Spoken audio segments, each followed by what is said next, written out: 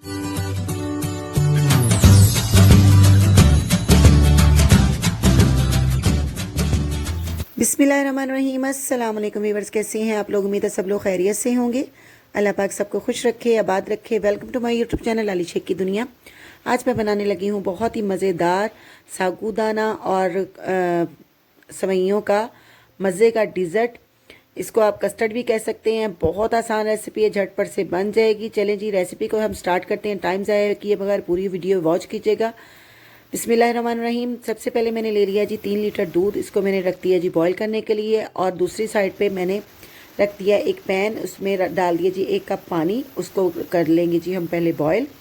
ये हम बनाएंगे जी जेली। इसमें मैंने शामिल कर दिया जी 1 पैकेट जेली का। पानी गर्म होने के बाद आप किसी भी ब्रांड का यूज़ कर लें। मैं स्ट्रॉबेरी फ्लेवर यूज़ कर रही हूँ। आपको जो भी फ्लेवर पसंद हो आप वो यूज़ कर लें। ठीक हो गया? ठीक है जी। अब इसको हम बॉयल आने तक इसको पकाएंगे और इसको हम निकाल के साइड पे इसको बाउल में निकाल देंगे ताकि ये ठंडा हो जाए। ठीक हो गया? ये देखिए जी, जेली हमारी पक चुकी है। अब इसको हम निकाल लेते हैं जी अलग से बाउल में। इसको फ्रीज कर देंगे। आपको पता है कि ये जो गैस का प्रॉब्लम चलता है जी, चल रहा है कि सर्दी स्टार्ट होती है। ये गर्मी में भी पाकिस्तान में ये इशू बहुत ज़्यादा है कि गैस जब आती है तो हम लोग चाहते हैं कि झटपट से कुछ भी बना लिया जाए। और मेरे घर में तो आज मेहमान आने थे, इस वजह से मैंने सोचा कि ये रेसिपी भी आपके साथ शेयर कर लूँ।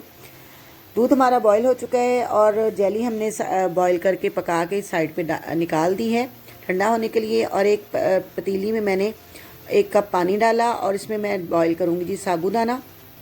ठीक है जी।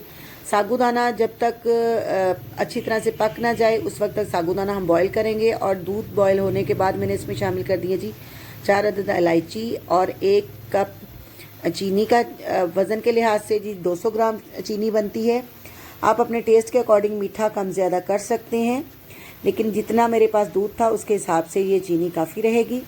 और एक बाउल में मैंने अलग से दूध लिया और उसमें मैंने शामिल कर दिया जी 3 टेबलस्पून भर के मैं इसमें शामिल करूँगी जी वनीला फ्लेवर कस्टर्ड।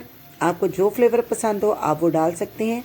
दूध बॉयल होने के बाद हम 7-7 चम्मच हिलाते जाएंगे और इसमें मैंने कस्टर्ड शामिल कर दिया।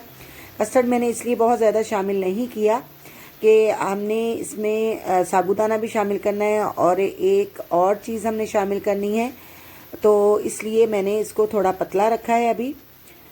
ये जी जो साबूदाना हमारा ट्रांसपेरेंट हो चुका है। अब इसको मैंने शामिल कर दिया है जी 1 पिंच के करीब ग्रीन कलर। आपको जो पसंद हो कलर वो आप शामिल कर सकते हैं। रेड मैंने जेली ली है और ग्रीन मैंने इसमें साबूदाना में शामिल करूँगी। इस पर एक खूबसूरत सा कलर आने तक मैं इसको बॉईल करके अब इसको हम निकाल लेंगे। कलर इस पर आ चुका है। साइड पे निकाल के इसको छान के इसके ऊपर पानी डाल के मैं रख लूँगी। अब ये जी कस्टर्ड हमारा जब पक रहा था इसमें मैंने शामिल कर दिए जी 1 प्याली कलरफुल सवैयाँ।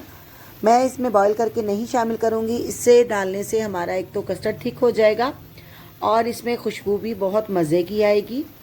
ठीक हो गया? ये साथ साथ जितना पतला मैंने रखा था उसमें साथ साथ सवैयाँ भी हमारी गल जाएंगी और ये हमारा कस्टर्ड भी ठीक हो जाएगा। इसमें मैं ड्राई फ्रूट्स में शामिल कर रही हूँ थोड़ा सा बारीक कटा हुआ नारियल और किशमिश। अगर आपको पसंद हो आप डाल दें, नहीं हो तो आप कोई भी ड्राई फ्रूट अपनी मर्ज़ी के मुताबिक इसमें शामिल कर सकते हैं। हमारे घर में इसको पसंद किया जाता है, मैंने इसलिए इसमें शामिल कर दिया। ठीक हो गया? ये देखिए जी कस्टर्ड हमारा काफ़ी हद तक ठीक हो चुका है। अभी हम इसको 10 मिनट तक मज़ीद पकाएंगे। मैं इसको हाई फ्लेम पे बना रही हूँ।